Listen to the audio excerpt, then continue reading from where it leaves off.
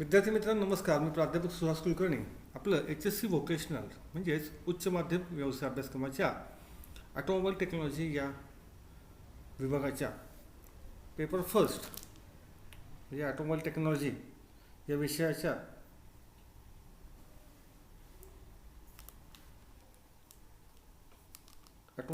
Automotive engine या विषयामध्ये प्रकरण क्रमांक 7 मध्ये आपण सगळ्यांचं स्वागत करतो. प्रकरण क्रमांक 7 हे पेट्रोल इंजिन इंधन पुरवठा पद्धती असं आहे. यामध्ये पेट्रोल इंजिनमध्ये इंधन टाकीकडून इंजिनपर्यंत इंधन पुरवठा करण्याची जी पद्धत आहे तिला आपण पेट्रोल इंजिन इंधन पुरवठा पद्धती असं म्हणतो.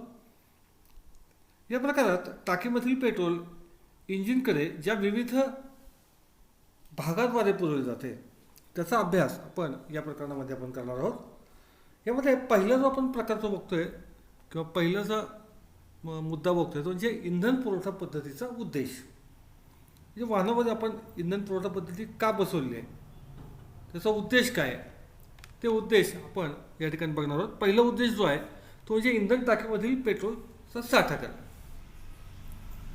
आता ज्यावेळेला आपण लांब पल्ल्याचा प्रवास करत असतो त्यावेळेला इंजिनला अखंडितपणे इंधनाचा त्या ठिकाणी पुरवठा होणं गरजेचं आहे. यासाठी आपण काय केलेलं असतं तर वाहनावर एक पेट्रोलची किंवा इंधनाची एक टाकी त्या ठिकाणी दिलेली असते. त्या टाकीचा आकार हा त्या वाहनानुसार असतो. म्हणजे दुचाकी वाहनामध्ये टाकी लहान असेल तर 4 चाकी वाहनामध्ये किंवा ट्रकमध्ये आपण बघतो तर इंधनाची टाकी खूप मोठी असते. त्यामुळं ते वाहन किती लांब पल्ल्याप्रमाणे जाणार आहे, त्यानंतर ते किती सिलेंडरचं इंजिन आहे, त्या वाहनाची वाहून नेण्याची क्षमता काय, या सगळ्यावर त्या ठिकाणी इंधन टाकी जी आहे तिचं डिझाईन केलं असतं. आणि त्याप्रमाणे त्या वाहनामध्ये किती इंधन साठवायचं हे त्या ठिकाणी उत्पादक हे ठरवत असतो. दुसरं जे आहे म्हणजे स्वच्छ इंधनाचा पुरवठा करणे. आता इंजिनचं कार्य जर पूर्ण कार्यक्षमतेने जर चालत असेल तर इंजिनला स्वच्छ इंधनाचा पुरवठा होणं गरजेचं आहे. यासाठी या इंधन पुरवठा पद्धतीमध्ये आपण वेगवेगळ्या प्रकारचे फिल्टर्स हे बसवलेले आहेत. त्याद्वारे इंधन हे पूर्णपणे शुद्ध करून मगच इंजिनला पुरवलं जातं. त्यानंतर म्हणून या ठिकाणी हा स्वच्छ इंधनाचा पुरवठा हे सुद्धा त्या ठिकाणी इंधन पुरवठा पद्धतीचा एक उद्देश आहे. त्यानंतर तिसरं ते इंजिनच्या वेगवेगळ्या स्थितीत वेगवेगळ्या प्रमाणात इंधनाचा पुरवठा करणे.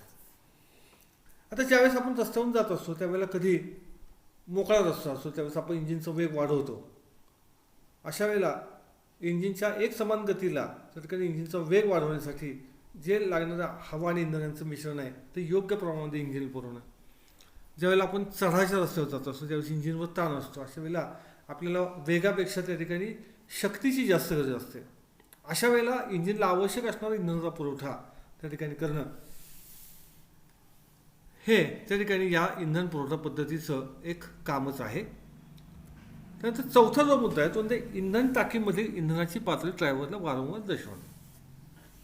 आता आपल्याला माहिती आहे की इंधन टाकी ही 4 चाकीमध्ये वाहनामध्ये आपण बघतो की इंधन टाकी ही ड्रायव्हरच्या केबिनमध्ये नसते तर त्या ठिकाणी ड्रायव्हरच्या किंवा वाहनाच्या मागच्या बाजूला डिकीमध्ये किंवा वाहनाच्या ट्रकमध्ये आपण बघतो की चासीला त्या ठिकाणी इंधन टाकी त्या ठिकाणी बांधलेली असते.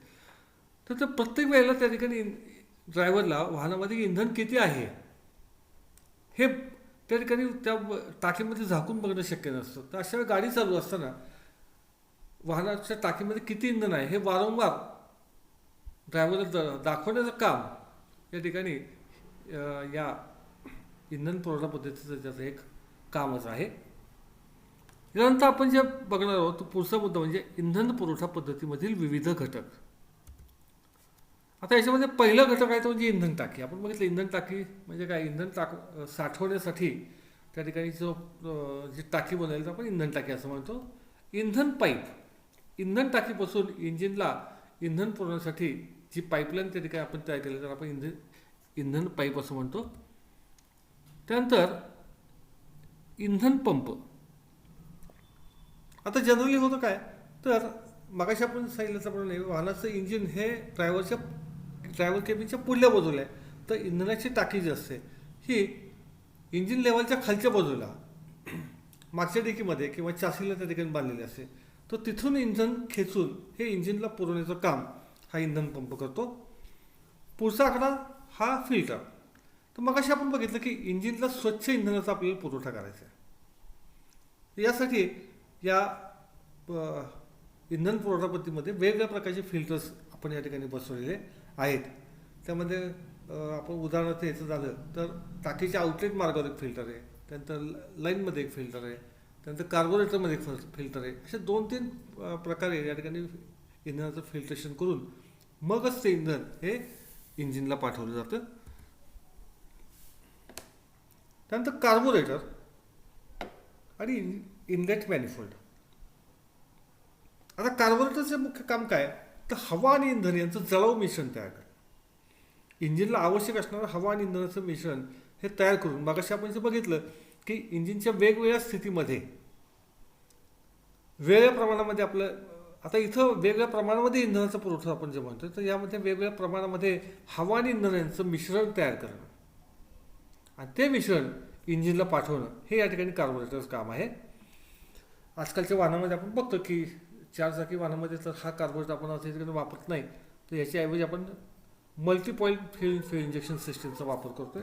कार्बोरेटर हा 4 चाकी वाहनामधून हा जवळजवळ त्या ठिकाणी हा नाहीसं झालं आहे. आजकाल दुचाकी वाहनामध्ये सुद्धा आता नवीन जी जनरेशनची वाहनं जी आलेली आहेत त्या वाहनामध्ये सुद्धा आपल्याला कार्बोरेटर फारसा पाहायला मिळत नाही. त्या ठिकाणी सुद्धा फ्युएल इंजेक्शन सिस्टीमच वापरण्यात येते. नंतर पुढचा जो आकडा आहे तो म्हणजे इनलेट मॅनिफोल्ड. आता इनलेट मॅनिफोल्ड म्हणजे काय तर कार्बोरेटरकडून जे हवा आणि इंधन यांचं मिश्रण जे आपण तयार करतो ते जर मल्टी सिलेंडर इंजिन असेल, सिंगल सिलेंडर इंजिन असेल तर त्यामध्ये काही प्रश्न येतच नाही, पण मल्टी सिलेंडर इंजिनमध्ये त्या ठिकाणी या इनलेट मॅनिफोल्डची गरज असते.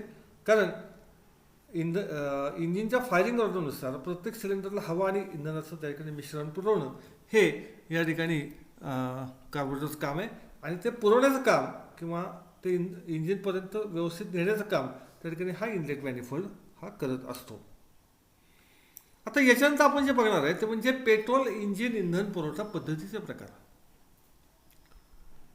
म्हणजे टाकीमधून इंधन जे आहे हे इंजिनला कशा प्रकारे पुरवायचं ह्याचे अनेक प्रकार आहेत. त्यातले मुख्य 2 प्रकार आपण या ठिकाणी आपण बघतो, म्हणजे ग्रॅव्हिटी फीड सिस्टीम आणि फोर्स फीड सिस्टीम. आता ग्रॅव्हिटी फीड सिस्टीम म्हणजे काय तर ग्रॅव्हिटी लुब्रिकेशन सिस्टीम जी आपण बघितली त्याच्यामध्ये आपण बघितलं की पेट्रोल लुब्रिकेशन सिस्टीम आपण बघितली आहे. त्याच्यामध्ये आपण अभ्यास केलेला आहे की इंधनाची टाकी जी असते ती इंजिनपेक्षा वर बसवली आहे. इथं सुद्धा आपण बघतोय की इंधन टाकी ही वर बसवलेली आहे आणि इंधन टाकीच्या खालच्या बाजूला या ठिकाणी एक पाईप दिलेला आहे. ॲक्च्युली याला इथे कॉक दिलेलं आहे त्या ठिकाणी इंधन हे चालू बंद करण्यासाठी आणि तिथून ते कार्बोरेटरला पुरवतं. कार्बोरेटरच्या खालच्या बाजूला इथं त्या ठिकाणी इंजिन बसवलेलं आहे. तर या पद्धतीमध्ये फारशा कुठल्या पाईपलाईनची किंवा कशाची आवश्यकता नसते. ही पद्धत आपण साधारणतः दुचाकी वाहनामध्ये आपण सगळीकडे वापरतो. कारण याच्यामध्ये आपण काय केलं तर गुरुत्वाकर्षण शक्तीचा वापर करून घेतलेला आहे. गुरुत्वाकर्षण शक्तीच्या द्वारे या ठिकाणी इंधन टाकीमधील इंधन हे इंजिनला त्या ठिकाणी पाठवलं जातं, म्हणून याला आपण ग्रॅव्हिटी फीड सिस्टीम म्हणलेलं आहे. आपण बघितलं की इंधनाची ही टाकी आहे याच्यावर इथं छोटंसं एक छिद्र दिलेलं आहे, त्यामध्ये हवेचा दाब या इंधनावर सारखा पडतो आणि तिथून इंधन जे असतं हे खालच्या दिशेने वाहून ते फ्लोट आणि त्या ठिकाणी पुढं कार्बोरेटर आणि कार्बोरेटर मार्फत ते पुढं इंजिनला पुरवलं जातं. तर या सिस्टीममध्ये आपण ग्रॅव्हिटेशनल फोर्स म्हणजे गुरुत्वाकर्षण शक्तीचा वापर करून घेतला आहे, म्हणून याला आपण ग्रॅव्हिटी फीड सिस्टीम असं नाव दिलेलं आहे. पुढचा जो प्रकार आहे त्याचं नाव आहे फोर्स फीड सिस्टीम.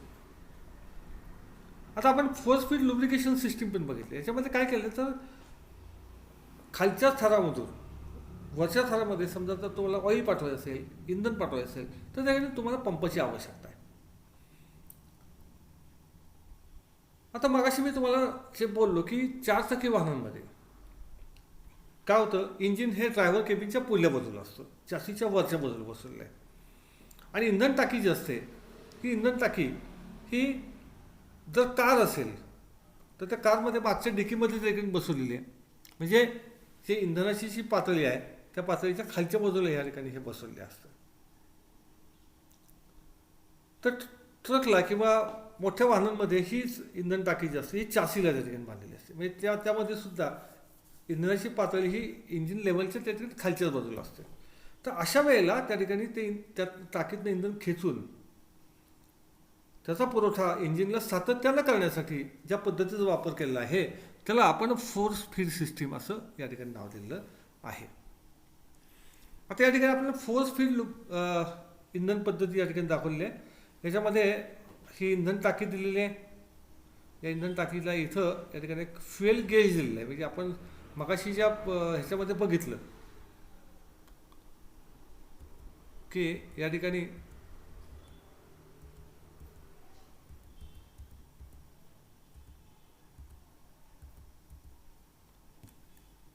इंधन टाकीमधील इंधनाची पातळी ड्रायव्हरला वारंवार दर्शवणे. आता याच्यामध्ये काय केलेलं आपण तर इंधन टाकीमधील इथं ही इंधन टाकी आणि हा जो फ्युएल गेज आहे हा ड्रायव्हरच्या समोरच्या बाजूला या ठिकाणी बसवलेला असतो. त्यामुळे ड्रायव्हरला त्या ठिकाणी इंधनामध्ये या टाकीमध्ये इंधनाची पातळी किती आहे हे त्या ठिकाणी ड्रायव्हरला त्या ठिकाणी सतत हे समजत असतं. आता या ठिकाणी काय केले बघा तर इथे एक पंप बसवलेला आहे. हा पंप काय करतो इंधन टाकीमधलं इंधन खेचतो आणि इथून त्या ठिकाणी हे कार्बोरेटरला पुरवतो. इथं कार्बोरेटरच्या वरच्या बाजूला इथं तुम्हाला हा एअर क्लीनर बसवलेला दिसतोय. हा वातावरणातील हवा या ठिकाणी सक करतो आणि हे सक करतो म्हणजे त्या ठिकाणी खेचून घेतो. ही आलेली हवा जी असते ही इथं कार्बोरेटरमध्ये येते. इंधन टाकीकडचं असणारं इंधन हे या ठिकाणी कार्बोरेटरमध्ये येतं. या दोन्हीचं मिश्रण तयार होतं आणि तयार झालेलं मिश्रण जे आहे हे या ठिकाणी इंधन पाठवलं जातं. आता या ठिकाणी ह्याचा रिटर्न पाईप पण या ठिकाणी दाखवले. म्हणजे काय होतं की जर तुम्हाला इंधन जे आहे हे जास्त जर या ठिकाणी फ्लोट चेंबरमध्ये झालं तर ते पुन्हा इंधन टाकीकडे पाठवलं जातं. तर अशा प्रकारची फोर्स फीड सिस्टीम इथं दिलेली आहे की ज्याच्यामध्ये इंजिनला लागणारं जे हवा आणि लागणारं जे इंधन आहे हे पंपामार्फत खेचून घेऊन हे इंजिनला पुरवतं. म्हणून याला आपण फोर्स फीड सिस्टीम असं नाव दिलेलं आहे. आता ह्याच्यानंतर आपण काय करणार आहे तर इंजिन पुरवठा पद्धतीमधील विविध घटक या ठिकाणी आपण बघतोय. आता इंजिनमधील इंधन पुरवठ्यामध्ये जे महत्त्वाचे घटक आहेत त्याचा पहिलाच महत्त्वाचा घटक आहे तो म्हणजे इंधन टाकी. आता मागाच्या व्हिडिओमध्ये या ठिकाणी आपण इंधन टाकी बघितलेली आहे. तर ही इंधन टाकी ही इंजिनमध्ये कुठं बसवली आहे कशा पद्धतीने बसवली आहे याच्या आपण या ठिकाणी आपण अभ्यास करणार आहोत. ही इंधन टाकी जी असते ही पोलादी पत्र्यापासून बनवलेली आहे. ही जी इंधन टाकी आहे ही actually पोलादी पत्र्यापासून बनवलेली असते. ती गाडीच्या फ्रेमवर सोयीस्कर ठिकाणी क्लॅम्प व नटबोल्टच्या सहाय्याने बसवलेली असते. म्हणजे मागाशी मी तुम्हाला जे बोललो की समजा कार असेल तर कारमध्ये आपण बघतो की डिकीमध्ये ही इंधन टाकी बसवलेली आहे. तर ट्रक किंवा बस मोठ्या वाहनांमध्ये ही इंधन टाकी जी असते ही चाशीला त्या ठिकाणी जोडलेली असते. टाकीमध्ये पेट्रोल भरण्यासाठी टाकीच्या वरच्या बाजूला लांब पाईप जोडून तिचे तोंड तयार केलेले असते. हे या ठिकाणी हे तोंड तयार केलेले आहे आणि आपण बघतो की ज्यावेळेला आपण चारचाकी वाहनामध्ये ज्यावेळेस इंधन भरायला जातो त्यावेळेला आपला हा भाग किंवा टाकी ही दिसत नाही. तर ह्याचं जे तोंड जे असतं हे फक्त आपल्याला या ठिकाणी पाहायला मिळतं. ते त्या ठिकाणी लॉकचं साईन इथं बंद केलेलं असं ते उघडून आपण इथनं पेट्रोल हे भरायचं काम करतो. याच्या तोंडावर फिरून बसवता येईल अशी कॅप असते. याच्या तोंडावर आपण फिरून बसू अशा प्रकारची या ठिकाणी कॅप असते. कॅपवर एक छिद्र असतं. तर मगाशी मी तुम्हाला सांगितलं की या ठिकाणी इंधन टाकीवर हवेचा दाब जर राहिला तरच इंधन हे पुढे सरकणार आहे म्हणून त्याच्यावर बारीक छिद्र दिलेलं असतं. त्यामुळे टाकीतील पेट्रोलवर वातावरणाचा दाब जातो. गाडी वळणावर असताना किंवा खाचखळग्यातून जात असताना पेट्रोल ढवळू नये किंवा हेंकळू नये ते शक्यतो समपातळीत राहावे यासाठी टाकीमध्ये 2 किंवा 3 कप्पे तयार केलेले असतात. आता इथं आकृतीमध्ये तुम्हाला आपण काय केलं ते छेद या ठिकाणी घेतलेला आहे. यात तुम्हाला लक्षात येईल तर 3 कंपार्टमेंट तयार केलेले आहेत आणि हे तिन्ही कंपार्टमेंट जे असतात त्याला इथं खालच्या बाजूला अशी जी छिद्र दिलेली असतात आणि हे तिन्ही कंपार्टमेंट हे खालून एकमेकाला जोडलेले असतात. आता ह्याला कंपार्टमेंट देतात तर संपूर्ण ह्याच्यामध्ये जर आपण पेट्रोल भरलं तर ज्यावेळेस गाडी वळणावर वळत असेल किंवा खाचखळग्यातून जात असेल त्यावेळेला पेट्रोल त्या ठिकाणी आत हेंकाळेल आणि बऱ्याच वेळेला त्या ठिकाणी गाडीचा बॅलन्ससुद्धा त्या ठिकाणी जाण्याची शक्यता असते. म्हणून या ठिकाणी अशा प्रकारचे हे कंपार्टमेंट तयार केले आहेत. त्याच्यामुळे काय होतं की हे इंधन हे शेणकाळत नाही. इंधन पंपाकडे पेट्रोल जाण्यासाठी टाकीच्या खाली अथवा वरील बाजूस पाईप जोडलेले असते.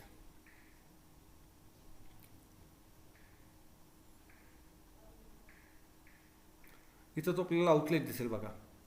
इथून हे पेट्रोल जे असतं हे पुढं इंजिनला पाठवलेलं असतं. टाकीतील पेट्रोल बाहेर पडण्याच्या मार्गावर एक पितळी जाळी दिलेली असते. म्हणजे मागाशी आपण जे बघितलं की इंधन पुरवठा पद्धतीमध्ये शुद्ध इंधन आपल्याला जे पाठवायचं असतं, तर ह्या आउटलेटचा जो मार्ग आहे इथे एक पितळी जाळी बसवलेली आहे. तर काय होतं, जिथं तुम्ही पेट्रोल भरले आहे त्या पेट्रोल पंपावर किंवा ही जी टाकी तुम्ही जर कधी साफ केली नसेल तर याच्यामध्ये काही गंज किंवा काही इम्प्युरिटी जसं असतील तर जे मोठे भाग जे असतात हे या ठिकाणी अडवले जातात. तरी बऱ्यापैकी शुद्ध पेट्रोल जे असतं हे पुढं इंजिनकडे पाठवलं जातं.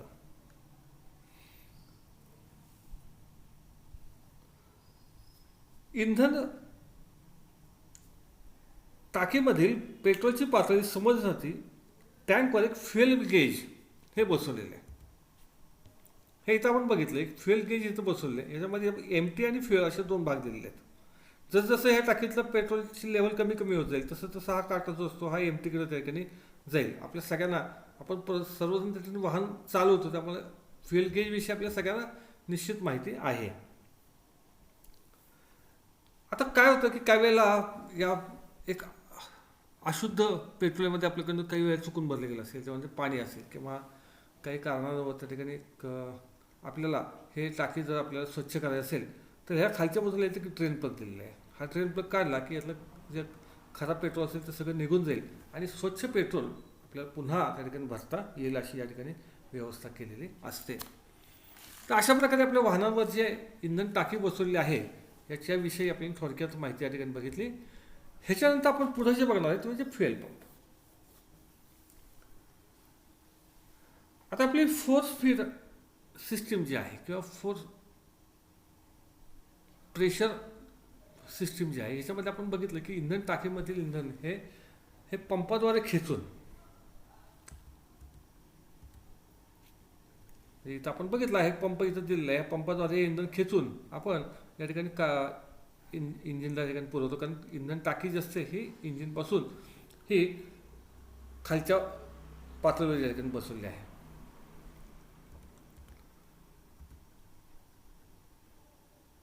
तर हे जे फ्युएल पंप आपण जे वापरतो त्यातला पहिला जो आपण प्रकार बघतोय त्याला म्हणतो आपण मेकॅनिकल फ्युएल पंप. या आकृतीमध्ये जो तुम्हाला दिलेला आहे आपण एसी मेकॅनिकल फ्युएल पंप असं म्हटलं. तर याला मेकॅनिकल फ्युएल पंप का करतो, तर ह्याला चालण्यासाठी लागणारी गती जी आहे हे आपण इंजिन करून घेतो. हा जो मेकॅनिकल फ्युएल पंप असतो हा आपण इंजिनच्या क्रँकेसवर बाहेरच्या बाजूला बसवलेला आहे आणि इंजिनचा जो कॅमशाफ्ट आहे ते कॅमशाफ्टवर एक जादाची कॅम या ठिकाणी दिलेली असते आणि जादाची कॅम ही या पंपाला त्या ठिकाणी फिरवायचं काम करते. म्हणून याला आपण एसी मेकॅनिकल फ्युएल पंप असं म्हणतो. आता सुरुवातीला या पंपाची रचना कशी आहे ते आपण पहिल्यांदा बघूया. हा जो पंप आहे हा मंस मेटल नावाच्या धातूपासून या ठिकाणी बनवलेला आहे. याचे पहिले दोन भाग पडतात, एक अप्पर पार्ट आणि दुसरा लोअर पार्ट. आता फ्युएल पंपाची बॉडी जी आहे या बॉडीच्या वरच्या बाजूला त्या ठिकाणी फ्युएल चेंबर असतो. म्हणजे हा जो भाग आहे त्याला आपण फ्युएल चेंबर असं म्हणूया. आता काही पंपामध्ये हा जो भाग आहे हा पूर्णपणे मेटलचा बनवलेला आहे, तर काही पंपामध्ये हा जो भाग आहे हा ग्लास म्हणजे त्या ठिकाणी काचेपासून बनवलेला असतो. पंप चेंबरमध्ये इनलेट व आउटलेट असे दोन व्हॉल्व आहेत. हा जो व्हॉल्व आहे याला आपण आउटलेट व्हॉल्व म्हणूया आणि हा जो व्हॉल्व आहे याला आपण इनलेट व्हॉल्व म्हणूया. इकडनं याकडनं पेट्रोल आत येते आणि इकडनं बाहेर पडते. म्हणजे या ठिकाणी दोन इनलेट व आउटलेट व्हॉल्व आहे. हे जे व्हॉल्व आहे त्याला आपण नॉन रिटर्न व्हॉल्व असं म्हणतो. नॉन रिटर्न व्हॉल्व म्हणजे काय, हे व्हॉल्व फक्त आता इनलेट व्हॉल्व फक्त खालच्या दिशेला उघडू शकतो, तर आउटलेट व्हॉल्व फक्त वरच्या दिशेला उघडू शकतो. म्हणजे याला आपण वन वे व्हॉल्व या ठिकाणी म्हणलेलं आहे. पंप व्हॉल्वच्या खालील बाजूस डायफ्रॅम रिटर्न स्प्रिंगसह डायफ्रॅम पंप चेंबरमध्ये बसवलेला आहे. म्हणजे इथं हा जो भाग आहे याला आपण डायफ्रॅम म्हणतो. हा डायफ्रॅममध्ये या ठिकाणी rubber impregnated, cloth impregnated rubber, म्हणजे त्या ठिकाणी कॉटनचं जे कापड आहे त्याच्यामध्ये रबराचे धागे विणून एक डायफ्रॅम म्हणजे या ठिकाणी पडदा तयार केलेला आहे.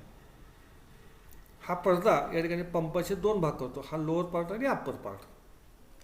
आता हा जो डायफ्रॅम जो याच्या खालच्या बाजूला इथं जो रॉड बसलेला, आपण याला पुल रॉड म्हणतो, आणि त्याच्यावर एक स्प्रिंग ही बसवलेली आहे. आता हा जो पुल रॉड जो आहे, या पुल रॉडच्या खालच्या बाजूला या ठिकाणी रॉकर आर्म दिलेला आहे. आता हा जो हा बाजू आहे ह्याला आपण इनर रॉकर आर्म आणि याला आउटर रॉकर आर्म असं म्हणतो. इनर रॉकर आर्म जो असतो या पुल रॉडला इथं जोडलेला आहे, आणि आउटर रॉकर आर्म जो आहे हा या ठिकाणी कॅमवर बसतो. आता ह्या दोन्ही जे रॉकर आर्म आहेत हे एका पिव्होट पिनच्या या ठिकाणी इथं जोडलेले असतात. जसं आपण त्या पिव्होट पिनचं काम जे आहे ते आपण नंतर बसवलेला असतो. आता मागे सांगितल्याप्रमाणे हा जो पंप आहे हा इंजिनच्या क्रँकेसवर बसवलेला आहे, आणि इंजिनचा कॅमशाफ्ट जो आहे हा याला फिरण्यासाठी गती देतो. आता हा वरचा जो भाग आहे याचा भाग अप्पर चेंबर जो आहे याच्यामध्ये हा इनलेट आहे, म्हणजे इंधन टाकीकडून आलेलं पेट्रोल हे इकडनं आत येतं. इथं वरच्या बाजूला इथे जाळी दिलेली आहे त्याला, म्हणजे आपण इंजिनला जे इंधन पाठवतो ते किती ठिकाणी त्या ठिकाणी ते शुद्ध केलं जातं ते आपण याच्यात तुमच्या लक्षात येईल की इथेही जाळी बसवली, त्या जाळीमध्ये त्या ठिकाणी काय केलं जातं, ते इंधन हे फिल्टर करून शुद्ध इंधन हे आत येण्याची व्यवस्था केलेली असते. आता याचं कार्य कसं चालतं ते आपण बघूया. या इंधन पुरवठा पद्धतीमध्ये ज्यावेळेस तुम्ही गाडी ज्यावेळेस स्टार्ट करता त्यावेळेला काय होतं, तर इंजिन ज्यावेळेस फिरायला लागतं त्या इंजिनमधील कॅमशाफ्ट हा फिरायला लागते, आणि त्या कॅमशाफ्टात असणारी जी कॅम आहे त्या कॅमचा जो लोब म्हणजे त्या उंचवट असलेला भाग हा ज्या वेळेला आउटर रॉकरआर्मच्या खाली येईल त्यावेळेस त्या रॉकरआर्मला हे वरच्या दिशेला ढकलेल. तो ज्यावेळेस त्याला रॉकरआर्मला वरच्या दिशेला ज्यावेळेस ढकलेल त्यावेळेस तो काय करतो, या इनर रॉकरआर्मला या ठिकाणी बाहेरच्या दिशेला खेचेल. आता हा ज्यावेळेस बाहेरच्या दिशेला ओढला जाईल त्यावेळेला त्याच्यावर असणारा हा जो पुल रॉड जो असतो हा पुल रॉड हा खालच्या दिशेला ओढला जाईल. पुल रॉड ज्यावेळेस खालच्या दिशेला ओढला जाईल त्यावेळेस त्याच्यावर असणारी इथं जी स्प्रिंग आहे ही स्प्रिंग दबेल, आणि या ठिकाणी हा जो डायफ्रॅम जो असतो हा डायफ्रॅम हा खालच्या दिशेला या अशा पद्धतीने वाकेल. आता डायफ्रॅम ज्यावेळेस खालच्या दिशेला ओढला जाईल त्यावेळेला हा जो पंप चेंबर जो इथे आहे या पंप चेंबरमध्ये त्याचं काही सक्शन निर्माण होतं, हवेची पोकळी निर्माण होते. हे हवेची पोकळी निर्माण झाल्याबरोबर हा इनलेट व्हॉल्व या ठिकाणी उघडतो, आणि हे तयार झालेलं सक्शन जे आहे या इनलेट व्हॉल्व मार्फत या पाईपलाईनमधून तर इंधन टाकीमध्ये जातं, आणि इंधन टाकीमधील जे पेट्रोल आहे हे इथं खेचलं जातं. आता हे पेट्रोल आत येताना हे फिल्टर मार्गे या इनलेट चेंबरमधून या डायफ्रॅमवर जमा होतं. यातील ही एक क्रिया झाली.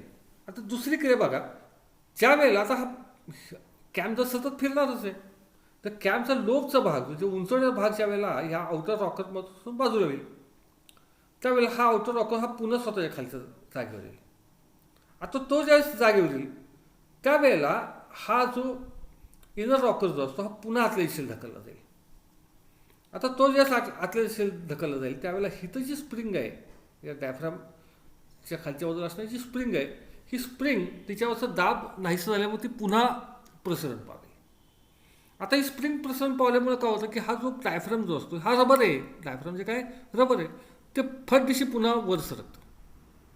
आता तो डायफ्रॅम ज्यावेळेस वर सरकतो त्यावेळेला या ठिकाणी पंप चेंबरमध्ये आलेलं जे इंधन आहे हे आउटलेट मार्गामधून प्रेशरनं बाहेर पडतं, आणि ते त्या ठिकाणी कार्बोरेटरला दाबयुक्त इंधन हे कार्बोरेटरला पाठवलं जातं. हे अशा प्रकारे ढोबळ मानानं या ठिकाणी या मेकॅनिकल फ्युएल पंपाची रचना आहे.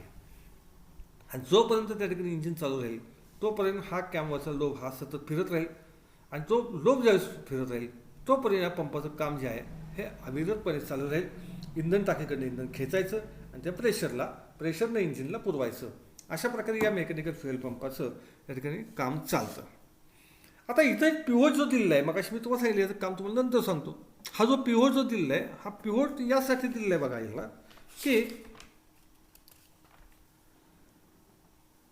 काही वेळेला असं होतं की इंजिन हे एक समान गतीनं चाललेलं आहे. इंजिनमध्ये ॲक्सेलरेशन फारसं काही होत नाही आहे. त्यामुळं इंजिनला दिला जाणारा जो इंधनाचा पुरवठा जो आहे हा या ठिकाणी कमी होतो. आणि तो कमी झाल्यामुळे काय होतं की त्या ठिकाणी या पेट्रोल लाईनमध्ये पेट्रोल हे साचून राहतं. तर अशा वेळेला या मेकॅनिकल फ्युएल पंपाचं काम जर जास्त वेगानं चालू राहिलं तर इंजिनला कारण नसताना त्या ठिकाणी जादाचा इंधनाचा पुरवठा केला जाईल. आणि जादाचा इंधनाचा पुरवठा म्हणजे त्या ठिकाणी ते वेस्टेज आहे. ते इंजिनची आवश्यकता नसताना जर त्या ठिकाणी इंधन पुरवलं गेलं तर ते न जळता इंधन त्या ठिकाणी बाहेर पडेल आणि त्याचा इंजिनवर परिणाम होईल किंवा या ठिकाणी ही पाईपलाईनची संपूर्ण त्या ठिकाणी चोकअप होऊन बसेल. तर अशा वेळेला इंजिनला जर आवश्यकता नसेल तर इंधनाचा पुरवठा थांबवण्यासाठी काय होतं बघा. आता काय होतं की हा आउटलेट मार्ग जो आहे या आउटलेट मार्गामध्ये पेट्रोल साठवून राहिलेलं आहे. आउटलेट मार्गामध्ये पेट्रोल साठवून राहिल्यामुळे काय होतं की ह्या आउटलेट मार्गामध्ये पेट्रोल साठलेलं आहे, पंप चेंबरमध्ये त्या ठिकाणी पेट्रोल साठलेलं आहे. त्यामुळे हा इनलेट व्हॉल आणि आउटलेट व्हॉल हे उघड्या स्थितीमध्ये राहतात आणि या ठिकाणी कुठल्याही प्रकारचं या ठिकाणी सक्शन निर्माण होत नाही आहे. अशा वेळी हा जो लोड आहे हा लोड म्हणजे आता इकडं काय होतं कॅम आउटर रॉकरला फिरवते. इनर रॉकर जो आहे हा बाहेरच्या बाजूला ढकलला गेलेला आहे कारण ही स्प्रिंग इथं खालच्या बाजूला आल्या कारणामुळं तर याच्यावरही त्या ठिकाणी दाब आहे. तर अशा वेळेला ही पिव्होट काय करते ह्या इनर रॉकर आणि आउटर रॉकर यांच्यातला संबंध त्या ठिकाणी तोडून टाकते. आणि संबंध तुटल्यामुळे होतं काय तर कॅमशाफ्ट फिरत राहतो त्याच्यावर हा आउटर रॉकर सुद्धा नुसतं वर खाली होत राहतो. परंतु या पंपाची जी हालचाल आहे ही हालचाल या ठिकाणी अजिबात होत नाही. म्हणजे त्या ठिकाणी पेट्रोल आत घेणं बाहेर टाकणं अशा कुठल्याही प्रकारची कुठलीही ॲक्टिव्हिटी या ठिकाणी होत नाही. याला आपण म्हणतो आयडल स्थिती. आता ज्यावेळेला पुन्हा तुम्ही ॲक्सिलेटर पेडल जोरात दाबाल त्यावेळेस इंधनाची आवश्यकता ज्यावेळेस वाढेल त्यावेळेस पुन्हा मग ह्या आउटलेट मार्गामधील पेट्रोल हे पुढं इंजिनला दिलं जाईल. आउटलेट मार्ग रिकामा झाला की या ठिकाणी पंप चेंबर रिकामा झाला, पंप चेंबर रिकामा झाला की या ठिकाणी पुन्हा व्हॅक्यूम तयार झाला किंवा हवेची पोकळी निर्माण झाली. अशा वेळेला इंधन टाकीचं इंधन हे पुन्हा खेचलं गेलं.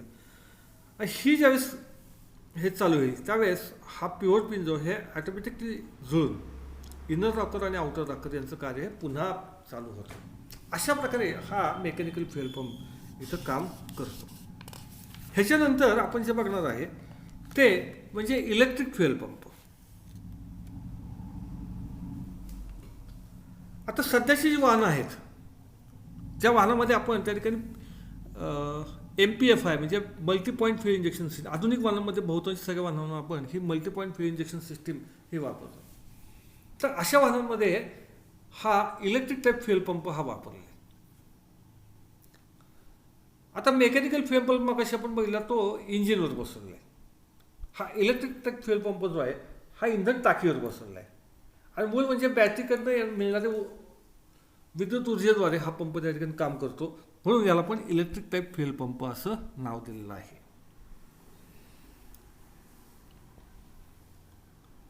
आता हा जो पंप आहे हा पंप कशा पद्धतीनं काम करतो हे आपण या ठिकाणी बघणार आहोत.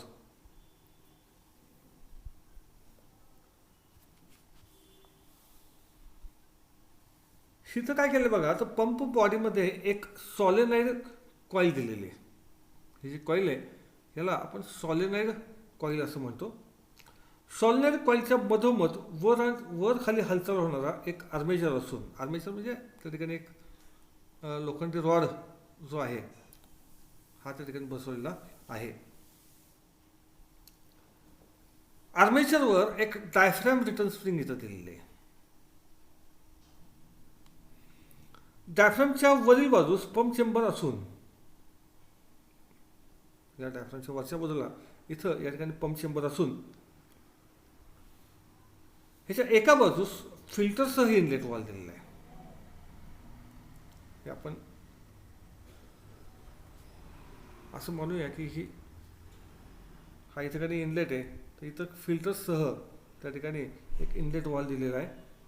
तर दुसऱ्या बाजूला या ठिकाणी आउटलेट वॉल हा दिलेला असतो. हे दोन्ही spring loaded one way wall आहेत. मग अशी आपण मेकॅनिकल फ्युएल पंपामध्ये बघितलं तशाच पद्धतीचे हे वन वे वॉल आहेत. सॉल्व्हरच्या एका बाजूस कॉन्टॅक्ट पॉईंट बसवलेला आहे. ह्याच्या इथं या ठिकाणी कॉन्टॅक्ट पॉईंट हा बसवलेला आहे. याच्यापैकी एक पॉईंट हा फिक्स आहे. तो विद्युत मंडल पूर्ण होण्यासाठी बॉडीशी आर्ज केलेला आहे. हा जो पॉईंट आहे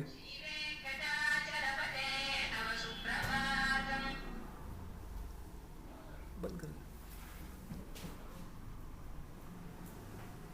बंद करून हा जो पॉईंट आहे हा आर्ज केलेला आहे. आणि हा जो पॉईंट आहे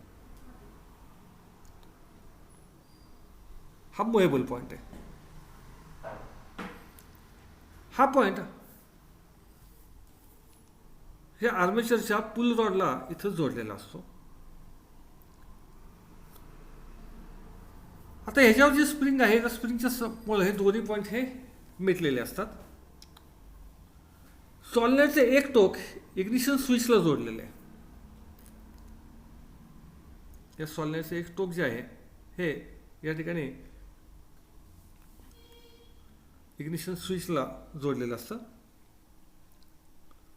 तर दुसरे टोक मुव्हेबल पॉईंटला जोडलेलं आहे. हे दुसरे टोक जोडले तर या ठिकाणी मुव्हेबल पॉईंटला जोडलेलं असतं. ही झाली याची रचना. आता याचं कार्य कसं चालतं ते बघूया आपण. जेव्हा आपण इग्निशन स्विच ऑन करतो, गाडी चालू करण्यासाठी इग्निशन स्विच ऑन करतो, त्यावेळेला या पंपाचं काम चालू होतं. आता इग्निशन स्विच चालू करताच बॅटरीकडनं येणारा विद्युत प्रवाह जो आहे हा सॉल्व्हर कॉईलमधून व्हायला लागतो.